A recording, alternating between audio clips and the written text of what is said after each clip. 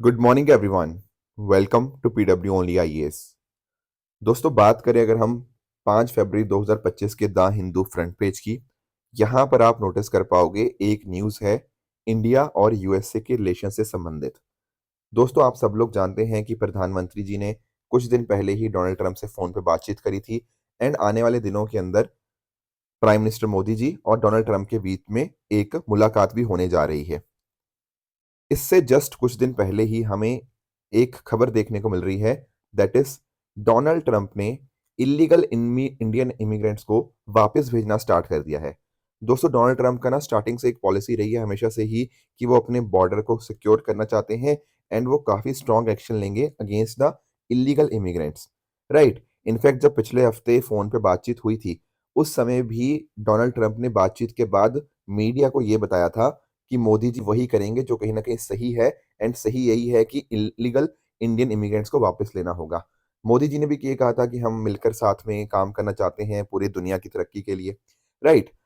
अब यहाँ पर ऐसा देखा जा रहा है कि जो यूएस एडमिनिस्ट्रेशन है उसने बोला है कि लगभग इलीगल इंडियन इमिग्रेंट्स की जो संख्या है ना, वो 18,000 है। तो लगभग 200 इंडियंस को यहाँ पे वेरीफाई किया गया जो इंडियंस थे और इलीगली यूएस से पहुंचे थे, उनको यहाँ पर वापस भेजा जा रहा है ऑन अ मिलिट्री प्लेन। दोस्तों, पास्ट में भी ऐसा हुआ है जब कहीं ना कहीं आप नोटिस कर पाओगे इस तरह से रिमूवल किया गया है, पर वो जो रिमूवल है ना अभी तक वो चार्टर फ्लाइट्स के थ्रू होते थे। अब ये पहली बार ऐसा हुआ है कि मिलिट्री प्लेन के ऊपर वापस भेजा जा रहा है। एंड यूएस एडमिनिस्ट्रेशन ये भी बोल रही है कि आने वाले समय के अंदर और भी जो भारतीय हैं जो इलीगली एंटर कर रखे हैं यूएस, उनको वापस भेजा जाएगा।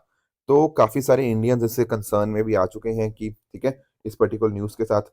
But anyways, this is something to be seen कि मोदी जी का दौरा होता है तो उस समय कैसे ये सारे मुद्दे ये डिस्कस होते हैं, क्या क्या इनका रिजल्ट आता है, this is something we will see in the future. दोस्तों, डेट है आज की 5 फरवरी 2025 एंड आप सभी का स्वागत है आज के प्रीलिम बूस्टर न्यूज डिस्कशन में। अगर आपको दोस्तों इस पर्टिकुलर सेशन की पीडीएफ चाहिए तो आप मेरे Telegram channel Rishabh Sharma sir PW यहाँ पर जाकर इस पीडीएफ को डाउनलोड कर सकते हो। और भी जो इंपॉर्टेंट कंटेंट होता है यूपीएससी पर्सपेक्टिव से, वो सारा कंटेंट भी मैं आप लोगों के साथ इसी पर्टिकुलर टेलीग्राम चैनल पे शेयर कर देता हूँ। दोस्तों, हमें जो टॉपिक एक डिस्कस करना है वो है हमारा जल जीवन मिशन के रिगार्डिंग। थोड़ा सा मैं बैकग्राउंड में जाऊंगा। एक्चुअल में क्या है, जल जीवन मिशन ना आपको 2019 में लॉन्च होता हुआ देखने को मिला एंड इसका पर्पस ये था कि हमारे जितने भी रूरल हाउस होल्ड्स है ना, उनको functional house hold tap connection provide करना। एंड इसमें बोला क्या गया था, बोला गया था कि 2024 तक 55 लीटर पानी पर पर्सन पर डे, इतना हम पानी यहाँ पे प्रोवाइड करेंगे बाय 2024। पर 2024 से चला गया। हाँ। एंड 2024 तक हम ये डेडलाइन को मीट नहीं कर पाए। हमने बहुत अच्छा काम किया है, मैं डेटा आपको बताऊंगा, पर हम 100% इसको अचीव नहीं कर पाए। इसीलिए अब इसको 2028 तक यहाँ पर एक्सटेंड करा गया है। इनफैक्ट अगर मैं बात करूँ ना, जल जीवन मिशन के भी दो कंपोनेंट्स आपको देखने को मिलते हैं। एक तो यहाँ पर जो हम बात कर रहे हैं वो रूरल वाले कंपोनेंट की बात कर रहे हैं। ये जो रूरल वाला कंपोनेंट है ना, ये आपका जो जल शक्ति मिनिस्ट्री है ना, वो यहाँ पर इस रूरल वाले कंपोनेंट को यहाँ पर देख रही है, जो आपकी मिनिस्ट्री ऑफ जल शक्ति है। हालांकि इसका बाद में जाके एक अर्बन कंपोनेंट भी लॉन्च किया गया है, that is ministry of housing and urban affairs के द्वारा। तो वो एक अलग मुद्दा है, उसको कभी और डिस्कस करेंगे। हम यहाँ पे रूरल वाले सेक्टर की यहाँ पे बात कर रहे हैं। पहले भी हमारी एक स्कीम चलती थी, national rural drinking water programme. इसको बाद में रिस्ट्रक्चर कर दिया गया एंड मर्ज कर दिया गया जल जीवन मिशन के अंतर्गत। आप नोटिस कर सकते हो ये एक सेंट्रली स्पॉन्सर्ड स्कीम है, मिनिस्ट्री ऑफ जल शक्ति इसको इंप्लीमेंट करती है।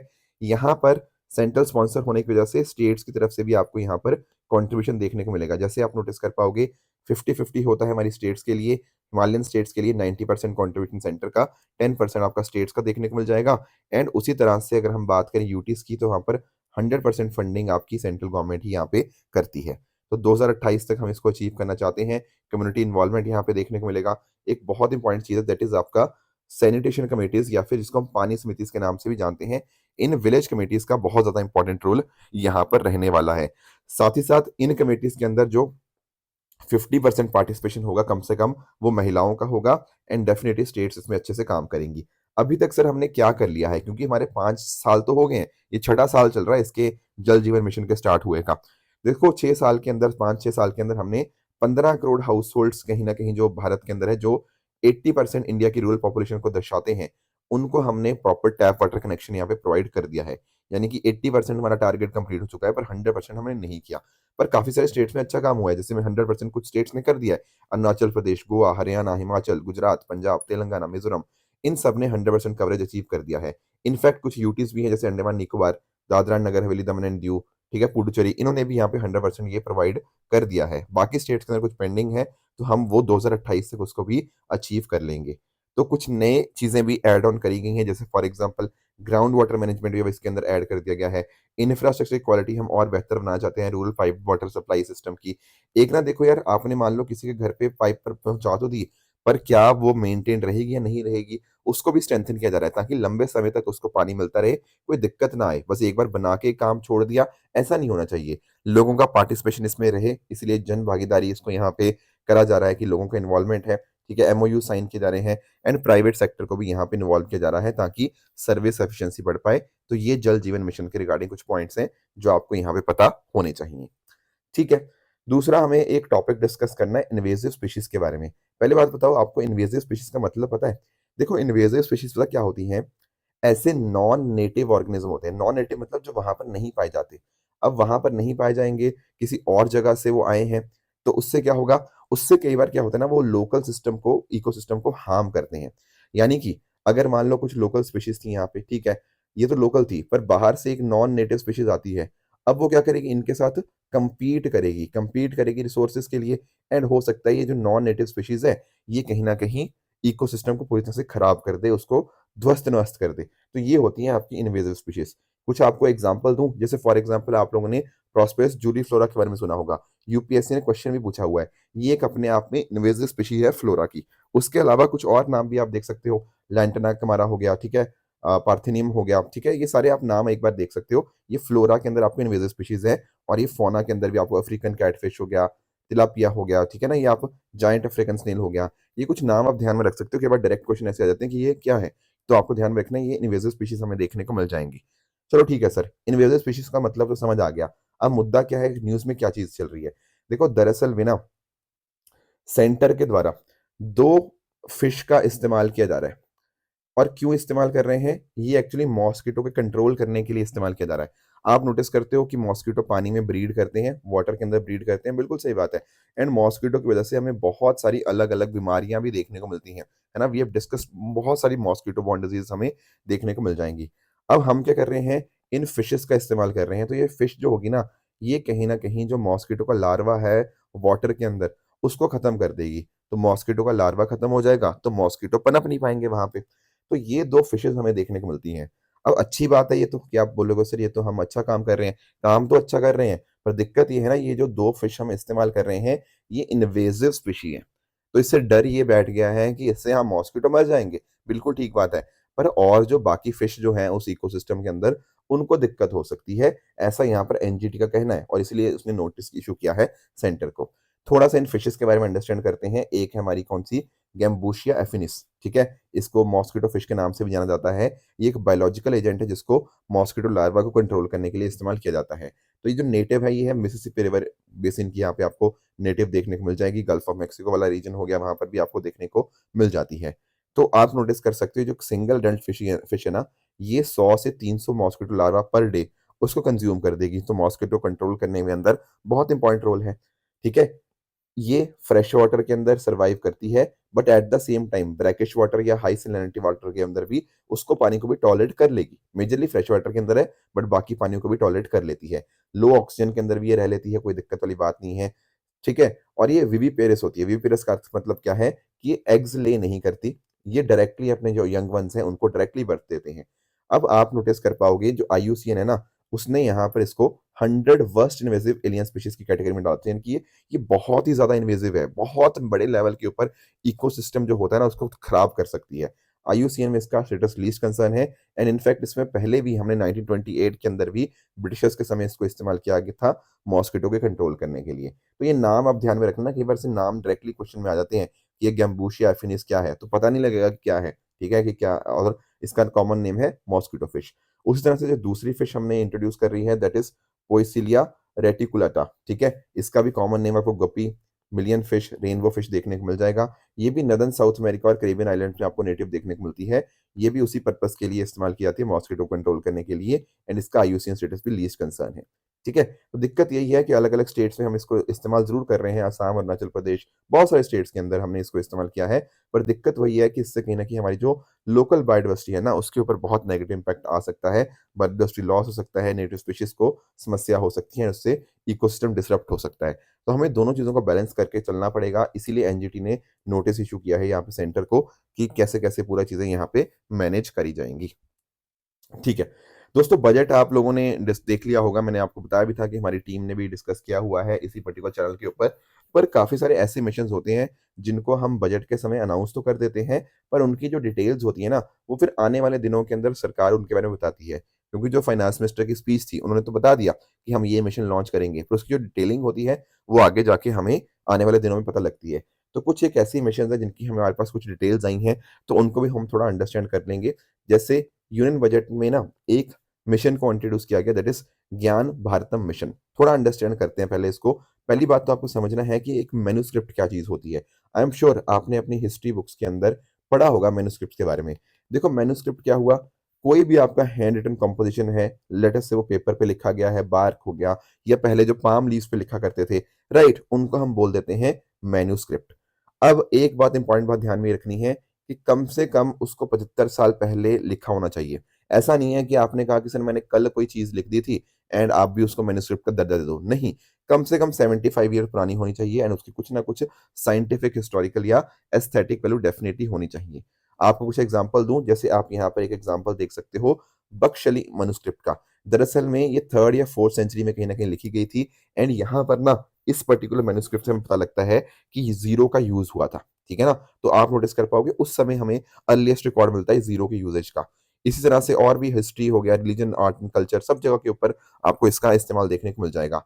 भारत के अंदर अगर हम बात करें तो लगभग 10 मिलियन मैन्युस्क्रिप्ट्स आपको देखने को मिलती हैं, जो कि लगभग 80 एंशिएंट स्क्रिप्ट्स के अंदर आपको देखने को मिल जाएँगी। 75% मैन्युस्क्रिप्ट लगभग संस्कृत के अंदर हैं, बाकी 25% आपको अलग-अलग रीजन लैंग्वेज के अंदर देखने को मिल जाएँगी। हिस्ट्री के अंदर भी आप बात करें ना तो बहुत सारे स्टेप्स लिए गए थे मैन्युस्क्रिप्ट्स को प्रिजर्व करने के लिए। जैसे for example Asiatic Society of Bengal यहाँ पे बनाई गई थी सर विलियम जोन्स के द्वारा 1784 के अंदर। ये आप लोगों ने I am very sure history के अंदर पढ़ा है इस पर्टिकुलर स्टेप के बारे में। ये मैन्युस्क्रिप्ट्स को प्रिजर्व करने के लिए बहुत इंपॉर्टेंट काम किया इस इंस्टीट्यूशन ने। उसके साथ-साथ हमारी जो कोलकाता के अंदर नेशनल लाइब्रेरी ऑफ इंडिया है, जो कि इंडिया की सबसे बड़ी ल लाइब्रेरी है, वहाँ पर भी आपको लगभग 3600 रेयर एंड हिस्टोरिकल मैन्युस्क्रिप्ट्स देखने को मिल जाएँगी। उसके अलावा ना एक मिशन था नेशनल मिशन फॉर मैन्युस्क्रिप्ट या नेशनल मैन्युस्क्रिप्ट मिशन। इसको देखो 2003 में हमने लॉन्च किया था एंड पर्पस यही था कि हम इसको प्रिज़र्व कर पाएँ। पर दिक्कत पता क्या है? हमने मिशन तो बहुत सारे हम लॉन्च करते हैं, पर वो ठंडे बस्ते में चले जाते हैं। ऐसे ही नेशनल मिशन फॉर या नेशनल मैन्युस्क्रिप्ट मिशन लॉन्च तो हो गया था 2003 के अंदर, पर कुछ खास काम नहीं हुआ इसके अंदर। अब इसको हम रिवाइव करने की कोशिश कर रहे हैं विद ज्ञान भारतम मिशन। तो इसके माध्यम से होगा क्या? हमारी जितनी मैन्युस्क्रिप्ट हेरिटेज है, उसको सर्वे करना, उसको डॉक्यूमेंट करना, ठीक है? अलग-अलग जो भी एकेडमिक इंस्टीट्यूशंस, म्यूज़ियम, लाइब्रेरीज़ कहीं पर भी आपके मैन्युस्क्रिप्ट्स हैं, उनका अच्छे ढंग से, सिस्टमैटिक ढंग से उनका प्रिज़र्वेशन करना, वो काम रहेगा ज्ञान भारतम मिशन का। तो इसके माध्यम से हम लगभग 1 करोड़ मैन्युस्क्रिप्ट्स हो गया, उनको कवर करेंगे। लंबे समय तक उनको प्रिज़र्वेशन का इंश्योर करेंगे, ताकि आने वाले जनरेशंस भी उनको यहाँ पे पढ़ पाएँ, उनको यहाँ पे समझ पाएँ, ठीक है? तो इससे इंडिया का जो हेरिटेज है, वो प्रोटेक्ट रहेगा। तो कहीं न कहीं जो मैं बात कर रहा था नेशनल मैन्युस्क्रिप्ट मिशन, उसी को हम यहाँ पे रिवाइव कर रहे हैं इस पर्टिकुलर मिशन के माध्यम से। ठीक है? तो मिनिस्ट्री ऑफ कल्चर यहाँ पे रिस्पॉन्सिबल रहेगा इस पर्टिकुलर मिशन को इम्प्लीमेंट करने के लिए। इनफैक्ट अगर हम बात करें ना ये जो नेशनल मैन्युस्क्रिप्ट मिशन था, पिछली बार इसको 3.5 करोड़ का फंडिंग मिली थी। इस बार नोटिस कर रहे हो इसको 60 करोड़ की फंडिंग मिली है। तो आप अंडरस्टैंड कर पाओगे क्यों दी गई होगी इतनी, क्योंकि हम मैन्युस्क्रिप्ट्स को प्रिज़र्व करना चाहते हैं, इसीलिए जो ठंडे बस्ते में हमारे मिशन पड़े हुए थे ना, उनको वापस से हम यहाँ पे रिवाइव कर रहे हैं। एक और दोस्तों इसी तरह से बजट के अंदर जो मुद्दा था, वो था आपका भारतीय भाषा पुस्तक स्कीम के रिगार्डिंग। एक्चुअल में क्या है ना, सरकार यहाँ पर क्या चाहती है इस पर्टिकुलर मिशन के माध्यम से, हम चाहते हैं एजुकेशन के अंदर टेक्नोलॉजी को इंटीग्रेट करना। समझे? एजुकेशन के अंदर टेक्नोलॉजी को इंटीग्रेट करना व्हाइल प्रमोटिंग लिंग्विस्टिक डाइवर्सिटी। अब आप लोग जानते होंगे भारत के अंदर आपको 22 शेड्यूल लैंग्वेजेस देखने को मिल जाएँगी, ठीक है ना? और बहुत सारी हमारे यहाँ पे और भी डिफरेंट डिफरेंट आपको रीजनल लैंग्वेजेस भी देखने को मिलती हैं। तो मिनिस्ट्री ऑफ एजुकेशन क्या करने जा रही है, लर्निंग को और भी एक्सेसिबल बनाएगी। किस तरह से? एक तो देखो टेक्नोलॉजी का इस्तेमाल करके, यानी कि डिजिटल बुक्स प्रोवाइड करी जाएँगी, पहली चीज़ ये। और दूसरी चीज़ ये है, आपकी अलग-अलग इंडियन लैंग्वेजेस के अंदर आपको बुक्स मिलेंगी, तो स्टडी मटेरियल भी उसमें आपको देखने को मिलेगा। तो 2 पर्पज़ हैं इस चीज़ के। पहला पर्पज़ है टेक्नोलॉजी का इस्तेमाल करो एजुकेशन के अंदर। एंड दूसरा पर्पस क्या है, अलग अलग जितनी भी अलग अलग इंडियन लैंग्वेजेस है ना, उनमें आप कंटेंट को प्रोवाइड करो ताकि लोगों तक अच्छी जानकारी यहाँ पे पहुंच पाए। ये यहाँ पर फोकस है भारतीय भाषा पुस्तक स्कीम का। इनफैक्ट अगर आप देखो रेगुलरली अगर आप प्रीलिम बूस्टर को फॉलो कर रहे होंगे ना, तो हमने अस्मिता इनिशिएटिव के बारे में पढ़ा था। अस्मिता का फुल फॉर्म क्या है? अस्मिता इनिशिएटिव होता है augmenting study material in Indian languages through translation and academic writing. ये मैंने अस्मिता अलग से एक टॉपिक डिस्कस किया था कुछ महीने पहले प्रीलिम बूस्टर के अंदर ही। अस्मिता इनिशिएटिव में क्या हो रहा था, देखो इसके अंदर पता बात क्या हुई थी, हम 1000 बुक्स लिखेंगे। ये जो 1000 बुक्स होंगी, ये आपकी जितनी शेड्यूल लैंग्वेजेस हैं, 22 शेड्यूल लैंग्वेज, उनके अंदर यहाँ पर इनको ट्रांसलेट किया जाएगा इन द नेक्स्ट 5 ईयर्स। तो यानी कि टोटल 22,000 बुक्स इस तरह से हमें देखने को मिल जाएंगी 22 इंडियन लैंग्वेज के अंदर अगले 5 साल के अंदर। तो ये जुलाई 2024 में हमने डिस्कशन किया था, तो उस समय लॉन्च हुआ था मिनिस्ट्री ऑफ एजुकेशन के द्वारा। तो यूजीसी हो गया, भारतीय भाषा समिति हो गया, वो इस अस्मिता इनिशिएटिव को यहाँ पे उसके रिगार्डिंग वर्क कर रहे हैं। अब ये जो भारतीय भाषा पुस्तक है ना, ये इसी के साथ मिलकर काम करने जा रहा है, अस्मिता इनिशिएटिव के साथ कि हाँ टेक्नोलॉजी का भी इस्तेमाल करो एंड रीजनल लैंग्वेजेस या और अलग अलग इंडियन लैंग्वेजेस के अंदर भी आप कंटेंट को प्रोवाइड करो। तो यही है, डिजिटल टेक्स्ट बुक्स का एक्सेस प्रोवाइड करना, रीजनल लैंग्वेज के ऊपर फोकस करना एंड एजुकेशन गैप्स को ब्रिज करना। यही हमारा भारतीय भाषा पुस्तक स्कीम आपको देखने को मिल जाएगी। एक आखिरी और चीज बजट के रिगार्डिंग, वो है आपका एग्रीकल्चर सेक्टर के रिगार्डिंग। देखो एग्रीकल्चर को लेके ना बहुत सारी बातें हुई बजट के अंदर, कुछ बेसिक चीजें हमने डिस्कस करी थी। अब कुछ एक ऐसी स्कीम्स हैं जो नई स्कीम्स हैं एंड उनकी डिटेल्स हमारे सामने आ चुकी हैं। अब कम से कम 9 ऐसे मिशन थे जो फाइनेंस मिनिस्टर ने अनाउंस किए, है ना, उनकी डिटेल्स हमारे सामने है। तो पहला जो सबसे इंपॉर्टेंट आपको ध्यान में रखना है वो कौन सा है सर? वो है हमारा प्राइम मिनिस्टर धन धान्य कृषि योजना। थोड़ा अंडरस्टैंड करते हैं। देखो आप लोगों ने कभी एस्पिरेशन डिस्ट्रिक्ट प्रोग्राम सुना है? हाँ सर, हम कई बार सुनते हैं नीति आयोग के बारे में और एस्पिरेशन डिस्ट्रिक्ट प्रोग्राम कई बार हमने प्रीलिम बूस्टर में पढ़ा है। ये दरअसल में ना वो वाले हमारे डिस्ट्रिक्ट्स आप कह सकते हो, एस्पिरेशन डिस्ट्रिक्ट्स, वो डिस्ट्रिक्ट्स हैं जो कहीं ना कहीं थोड़ा सा पिछड़ गए हैं। मतलब हो सकता है कुछ डिस्ट्रिक्ट अच्छा काम कर रहे हो सकता है कुछ डिस्ट्रिक्ट्स ठीक ठाक काम कर रहे हो, कुछ डिस्ट्रिक्ट ने इतना अच्छा काम नहीं किया। ऐसे डिस्ट्रिक्ट को हम बोलते थे एस्पिरेशन डिस्ट्रिक्ट। फिर हम क्या करते हैं, इन डिस्ट्रिक्ट्स में और बेहतर चीजें कैसे कर सकते हैं, कैसे हेल्थ एजुकेशन सैनिटेशन वाटर और भी जो पैरामीटर कहीं ना कहीं ये पिछड़े हुए हैं ना, जो सोशल इकोनॉमिक इंडिकेटर्स, उनमें कैसे हम बेहतरी कर पाएंगे इन डिस्ट्रिक्ट्स के अंदर। ये हमारा एस्पिरेशन डिस्ट्रिक्ट प्रोग्राम है, आप जानते हो इसके बारे में। अब यही चीज हमने ना एग्रीकल्चर में सोची। क्या सोचा सर एग्रीकल्चर के अंदर? हमने देखा यार कि कुछ ऐसे डिस्ट्रिक्ट्स हैं जो कहीं ना कहीं एग्रीकल्चर में थोड़ा पिछड़ रहे हैं। किस तरह से? या तो वहां पे प्रोडक्टिविटी काफी कम है, या क्रॉप इंटेंसिटी थोड़ी कम है, या फिर वहां पर ना क्रेडिट जो लोन वगैरह मिलता है एग्रीकल्चर के लिए वो कम है। तो हमने सोचा यार इसको ठीक करना पड़ेगा। एंड उसी चीज को ठीक करने के लिए हमने धन धान्य कृषि योजना हमने यहाँ पे लाने की कोशिश कर रहे हैं ओवर 100 डिस्ट्रिक्ट्स। ठीक है, तो वो डिस्ट्रिक्ट्स जो कहीं ना कहीं एग्रीकल्चर में उतना अच्छा नहीं काम कर रहे हैं ना, उनमें चीजें बेहतर करने के लिए हमने प्राइम मिनिस्टर धन धान्य कृषि योजना यहाँ पे लाई है। अब इसके माध्यम से ऐसा बताया जा रहा है लगभग 1,70,00,000 जो किसान हैं उनको फायदा होगा। हमारी जो अलग अलग स्कीम्स हैं उनको हम इस्तेमाल करेंगे एंड डेफिनेटली उन एरियाज के लिए कुछ स्पेशल मेजर्स भी हम यहाँ पे इस्तेमाल करेंगे। ठीक है, तो आप नोटिस कर पाओगे इससे एग्रीकल्चर प्रोडक्टिविटी बढ़ेगी, क्रॉप डाइवर्सिफिकेशन हम उनको यहाँ पे प्रमोट करवाएंगे, पोस्ट हार्वेस्ट स्टोरेज, ठीक है, हार्वेस्ट के बाद जो स्टोरेज का है बहुत इंपॉर्टेंट बन जाता है, उसको भी हम यहाँ पे डेवलप करेंगे at panchayat and block level, ताकि सारी फैसिलिटीज बेहतर हो पाए। उनको long term short term credit भी देंगे। ठीक है, तो ये फोकस है प्राइम मिनिस्टर धन धान्य कृषि योजना का। और क्या मिशन लॉन्च हुए? एक हुआ मिशन फॉर आत्मनिर्भरता इन पल्सेस। पल्सेस के अंदर हम चाहते हैं कि सेल्फ सफिशिएंसी हमारी हो। उसके लिए 6 साल का एक मिशन यहाँ पे लॉन्च किया गया है 1,000 करोड़ के एलोकेशन के साथ। ठीक है, और इसमें तूर हो गया जो आपकी पिजन पी जिसको हम बोलते हैं, उड़द दाल हो गया, ठीक है, आपका ब्लैक ग्राम या और मसूर दाल जो रेड लेंटिल होती है, इन तीनों के ऊपर यहाँ पे फोकस किया जाएगा इनकी सेल्फ सफिशिएंसी के रिगार्डिंग। तो आपकी जो नाफेड है, ठीक है, और आपका जो आपको एनसीसीएफ आपको देखने को मिलता है, ये दालें प्रोक्योर करेंगी अगले 4 साल के लिए किसानों से जो कहीं ना कहीं एग्रीमेंट्स के अंदर यहाँ पे आते हैं। तो यानी कि इसके माध्यम से भी हम सेल्फ सफिशिएंसी को अचीव करने की कोशिश करेंगे। बाकी जो मखाना बोर्ड का एस्टेब्लिशमेंट था बिहार के अंदर, ये तो कल हमने डिस्कस कर दिया था, काफी डिटेल में हमने इसको यहाँ पे अंडरस्टैंड किया था। उसके अलावा दोस्तों एक ना MISS स्कीम है, मॉडिफाइड इंटरेस्ट सबवेंशन स्कीम। अब ये कोई नई स्कीम नहीं है, ये ऑलरेडी एग्जिस्टिंग स्कीम है। होता पता क्या है, देखो किसानों को लोन वैसे मिलता है 9% रेट के ऊपर अगर वो केसीसी लोन्स के माध्यम से लेते हैं, पर यहाँ पर सेंटर ने बोला हुआ है कि हम ना आपको 2% की आपको छूट दे देंगे एक तरह से। ठीक है, इंटरेस्ट सबवेंशन दे देंगे, तो यानी कि किसानों को 7% के ऊपर लोन मिल सकता है। 2% ही कौन देगा? ये आपकी सेंटर है, वो इंटरेस्ट सबवेंशन दे देती है। तो किसानों को लोन मिल जाएगा 7% के ऊपर। पर अगर आप समय के ऊपर चीजें रीपे कर देते हो, अपना जो लोन था वो रीपे कर देते हो, तो 3% का यहाँ पर आपको एडिशनल कंसेशन मिलता है। तो किसानों को 4% ब्याज के ऊपर यहाँ पे लोन मिल जाएगा अगर आप वो समय के ऊपर चीजें रीपे कर देते हो। अभी तक ये जो लिमिट थी ना इस पर्टिकुलर मॉडिफाइड इंटरेस्ट से मेंशन स्कीम के अंतर्गत, ये 3 लाख तक की थी, इसको बढ़ाकर कर दिया गया है 5 लाख रुपए। तो यानी कि किसानों को लोन लेने में अब और भी सुविधा होगी, ज्यादा लोन ले पाएंगे। और इंटरेस्ट रेट तो मैंने आपको बता दिया कि अगर आप समय के ऊपर रीपे करते हो तो सिर्फ 4% के ऊपर देखने को मिल जाएगा। तो ये भी स्कीम में जो लिमिट है वो बढ़ा दी गई है। और एक स्कीम है rural prosperity and resilience programme. अब इसको आप थोड़ा सा अंडरस्टैंड करने की कोशिश करना। देखो यार, आज के समय पता क्या हो गया है, एग्रीकल्चर में ना उतना अच्छा नहीं रहा। उतना अच्छा मतलब वैसे कभी भी नहीं था। आप देखो, सही बताऊं तो एग्रीकल्चर हमारा उतने अच्छे लेवल पे डेवलप कभी कर नहीं पाया। काफी दिक्कतें हमें फेस हुई हैं एग्रीकल्चर को, मतलब हमारे किसानों की स्थिति को बेहतर करने के लिए। अब पता क्या हो रहा है, बहुत सारे लोगों को रूरल एरियाज के अंदर अच्छा रोजगार नहीं प्राप्त होता। तो इस वजह से उनको ना, उनके पास ऑप्शन कुछ नहीं रहता, but they have to migrate.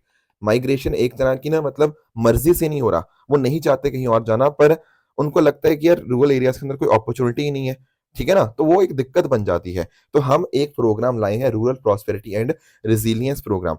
इसके माध्यम से क्या होगा, इसके माध्यम से हमारे जैसे महिलाएं हो गया, या फिर जो यंग फार्मर्स हैं, आपके रूरल यूथ हो गया, मार्जिनल एंड स्मॉल फार्मर्स हैं, उनको लगता है कि नहीं यार, हमें इससे दूर ही जाना पड़ेगा, हमारे पास कुछ ऑप्शन नहीं बचा क्योंकि खेती से कुछ पैसा ही नहीं आ रहा। तो यहाँ पर हम कोशिश क्या कर रहे हैं, हम एग्रीकल्चर के अंदर और कहीं ना कहीं अपॉर्चुनिटीज कैसे डेवलप हों, कुछ नए एम्प्लॉयमेंट के जो चीजें हैं, कहीं ना कहीं कुछ नए बिजनेसेस हम सेटअप करें यंग फार्मर्स के लिए, रूरल यूथ के लिए, है ना, एग्रीकल्चर को मॉडर्नाइज करें, टेक्नोलॉजी का इस्तेमाल करें। ये सब चीजें हम यहाँ पे करना चाहते हैं। हम अलग अलग बेस्ट प्रैक्टिसेस को यहाँ पे नोटिस करेंगे और technical and financial assistance provide करेंगे, ताकि माइग्रेशन अब डिस्ट्रेस माइग्रेशन ना हो। अगर आप चाहते हैं तो करिए, पर ऐसा ना हो कि आपको रूरल एरियाज के अंदर कोई भी आपको रोजगार के साधन ही नहीं मिल रहे। उसके लिए हमने यहाँ पे rural prosperity and resilience programme यहाँ पे लॉन्च किया है। तो ये 100 डेवलपिंग एग्री डिस्ट्रिक्ट्स यहाँ पे इसके अंतर्गत कवर होंगे। फोकस मैंने आपको बता दिया। यहाँ पर जो पैसा होगा वो डेफिनेटली आप नोटिस कर पाओगे, आपके जो अलग अलग मल्टीलेटरल डेवलपमेंट बैंक्स है वहां से आपको पैसा यहाँ पे लिया जाएगा। एंड गोल इसका यही है कि रूरल इकोनॉमी को हम वापस से एक पुश दे पाए, ताकि माइग्रेशन जो है ना वो एक ऑप्शन हो एक इंसान के लिए, वो एक नेसेसिटी ना बन जाए। ये चीज नहीं होनी चाहिए। तो उसके लिए यहाँ पर अंडर एम्प्लॉयमेंट को एड्रेस करने के लिए हमने rural prosperity and resilience programme यहाँ पे लॉन्च किया है। इसके साथ ही दोस्तों, comprehensive programme for vegetable and fruit. तो हॉर्टिकल्चर के लिए तो डेफिनेटली हमारा काफी काम चल ही रहा है, उधर काफी ध्यान है। तो उसी को और बेहतर करने के लिए यहाँ पर comprehensive programme for vegetable and fruits देखने को मिल जाएगा।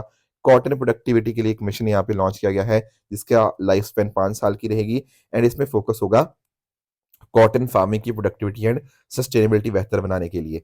दोस्तों, प्रधानमंत्री जी ने एक विजन है, प्रधानमंत्री जी का 5F विजन। 5F विजन दरअसल में बात करता है किस चीज की। देखो, पहला एफ है फार्म, ये बात करता है फार्म टू फाइबर की। और फाइबर का क्या है, फाइबर टू फैक्ट्री। ठीक है, फिर फैक्ट्री से फैशन, और फैशन से हमारा फॉरेन, यानी कि यहाँ पर एक्सपोर्ट का कंपोनेंट भी है। तो ये पूरा का पूरा लाइफ स्पैन आपका दिखाता है, कैसे कैसे आपका स्टार्टिंग से लेकर पूरा का पूरा हम एक्सपोर्ट बूस्ट करना चाहते हैं। बीच में सारे जो फाइबर, फैक्ट्री, फैशन, ये प्रोडक्ट्स मतलब हमारे अलग अलग स्टेजेस आपको देखने को मिल जाएंगी। तो इनफैक्ट प्रधानमंत्री जी इस विजन को रियलाइज करने के लिए हमने जो पीएम मित्रा स्कीम है उसको भी लॉन्च किया था। ठीक है, जो मित्रा पार्क्स आपको देखने को मिल जाएंगे उनको भी स्टैब्लिश किया गया था, ताकि भारत कहीं ना कहीं टेक्सटाइल्स के अंदर बहुत अच्छा कर पाए। इनफैक्ट अगर हम बात करें ना, टेक्सटाइल क्या है, एक आपके लिए आप में एक लेबर इंटेंसिव सेक्टर आपको देखने को मिल जाएगा। एंड आपने नोटिस भी क्या होगा, लगभग 40 मिलियन के आसपास जो लोग हैं वो कहीं ना कहीं टेक्सटाइल सेक्टर के साथ लिंक्ड है। तो बहुत बड़े लेवल के ऊपर एम्प्लॉयमेंट ये प्रोवाइड करता है। तो टेक्सटाइल के अंदर ही अगर हम बात करें, कॉटन बहुत इंपॉर्टेंट बन जाता है। एंड उसी के प्रोडक्टिविटी को बेहतर बनाने के लिए हमने यहाँ पर ये मिशन को लॉन्च किया है। उसके साथ ही साथ हाई यील्डिंग वैरायटी जो सीड्स होते हैं, उसके लिए हमने यहाँ पे नेशनल मिशन यहाँ पे लॉन्च किया है, ताकि हमारे पास अच्छे क्वालिटी के सीड्स हों, है ना, क्लाइमेट रेजिलिएंट सीड वैरायटीज हों। इसके लिए भी यहाँ पे 100 करोड़ रुपया दिया गया है। उसके साथ साथ फिशरीज की अगर हम बात करें, तो फिशरीज जो हमारा प्रधानमंत्री मत्स्य संपदा योजना है, इसको 64% का इंक्रीज किया गया है। एंड हमारी कोशिश ये रहेगी, हमारे जो इंडिया का एक्सक्लूसिव जोन है, हाई सीज वाला है, जैसे आपका अंडमान निकोबार वाला रीजन हो गया, लक्षद्वीप हो गया, वहां से हम फिशरीज को कहीं ना कहीं सस्टेनेबल ढंग से उसको हार्नेस कर पाए, ये यहाँ पर फोकस है। इनफैक्ट साथ में ही आप नोटिस कर पाओगे, हम एक यूरिया प्लांट लगाने जा रहे हैं असम के अंदर। ठीक है, तो हमारी कोशिश यही है कि यूरिया की सप्लाई मेंटेन रहे, एंड हम यूरिया के अंदर सेल्फ सफिशिएंसी यहाँ पे बना पाए। एक और कॉन्सेप्ट होता है जीन बैंक का। देखो दोस्तों, जीन बैंक पता क्या होता है? जीन बैंक आपका जेनेटिक मटेरियल की एक रिपोजिटरी होती है, मतलब एक ऐसी जगह जहां पर आपने जेनेटिक मटेरियल का एक कलेक्शन या एक रिपोजिटरी बना ली। क्या चीजों की रिपोजिटरी है? कौन सा जेनेटिक मटेरियल है? देखो, हो सकता है आपके बीज हो, आपके सीड्स हो गया, आपके पॉलन हो गया, या आपके टिश्यू सैंपल्स हो गया। इन सब की आपने कहीं ना कहीं क्या कर लिया, आपने एक रिपोजिटरी यहाँ पे बना ली, अलग अलग प्लांट स्पीशीज से कलेक्ट करके। क्या करेंगे इसको? इसको फिर हम प्रोटेक्ट करेंगे, इनको प्रिजर्व करेंगे अपनी फ्यूचर जनरेशंस के लिए। ये फायदा होता है इस चीज का, कंजर्वेशन का, क्रॉप ब्रीडिंग का, किसी भी जगह रिसर्च वगैरह के अंदर हम इसको इस्तेमाल कर सकते हैं। अब इंडिया का अंदर ना ऑलरेडी एक जीन बैंक है, 1996 के अंदर स्टैब्लिश किया गया था नई दिल्ली के अंदर। ठीक है, आपका जो Indian council of agriculture research देखने को मिल जाएगा ना नई दिल्ली के अंदर, वहां पर आपको ये जीन बैंक देखने को मिल जाएगा। तो इंडिया के अंदर ऑलरेडी एक जीन बैंक है, और उसके अलग अलग रिसर्च स्टेशन जो है ना, वो रीजनल भी आपको देखने को मिल जाएंगे। पर अब हम यहाँ पर दूसरा जीन बैंक भी एस्टेब्लिश करने जा रहे हैं, मतलब इंडिया का सेकंड जीन बैंक यहाँ पे एस्टेब्लिश होने जा रहा है, जिसके अंदर लगभग 10 लाख जर्म प्लाज्म लाइंस को यहाँ पे आपका रखा जाएगा। तो हम जेनेटिक सोर्सेज को सेफ गार्ड करने की यहाँ पे कोशिश कर रहे हैं हमारे इस सेकंड जीन बैंक को बना के। तो आई होप ये जो एग्रीकल्चर सेक्टर के अलग अलग इनिशिएटिव्स थे, ये सारे के सारे आपको अंडरस्टैंड हो गए होंगे। दोस्तों, बात करें आज के ट्रू एंड फॉल्स स्टेटमेंट्स की, तो ये आपके सामने कुछ स्टेटमेंट्स हैं, आप ट्राई करिएगा एंड बताइएगा इनमें से कौन सा सही है, कौन सा गलत है। एंड कल जो मैंने आपको होमवर्क दिया था, एक तो मखाना के बारे में था, बिल्कुल इसको ब्लैक डायमंड तो बोलते ही हैं, और बिहार हमारा लार्जेस्ट प्रोड्यूसर है, ये बात बिल्कुल ठीक है। पर एक्सपोर्टर की बात करें तो एक्सपोर्टर नहीं है, हमने डिस्कस किया था कि जो पंजाब है ना, वो लार्जेस्ट एक्सपोर्टर है, तो ये फर्स्ट स्टेटमेंट आपका यहाँ पे इनकरेक्ट हो जाएगा। कुर्दिस्तान रीजन की बात करें तो डेफिनेटली आपका टर्की, इराक, ईरान, आपका सीरिया, आपका अर्मेनिया, इन कुछ रीजन्स में आपको देखने को मिल जाता है, बिल्कुल ठीक है। और जो इनलैंड मैनग्रोव है ना गुनेरी का, ये आपका मध्य प्रदेश के अंदर नहीं, ये गुजरात के अंदर है। ये बहुत इंपॉर्टेंट टॉपिक हमने कल डिस्कस किया था, तो ये स्टेटमेंट भी आपका यहाँ पे इनकरेक्ट हो जाएगा। तो दोस्तों, ये थी आज की डिस्कशन। इस तरह से आप सब लोग अपने एंड पे हार्डवर्क करते रहिए। Thank you so much for joining. All the very best.